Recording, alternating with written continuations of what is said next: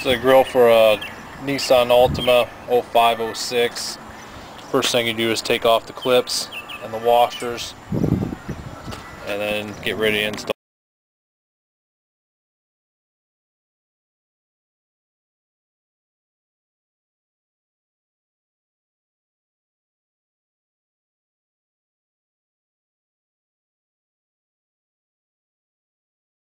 In order to install this, you go ahead and you pop the plastic tabs on all of them.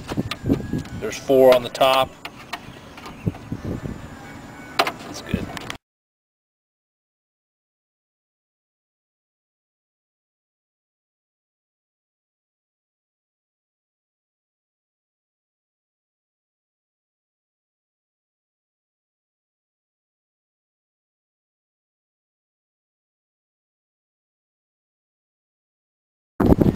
Get the grill removed, go ahead and place this right over it. Slightly push down on it.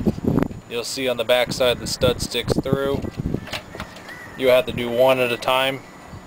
Put your clip on, put your nut on, make sure it catches.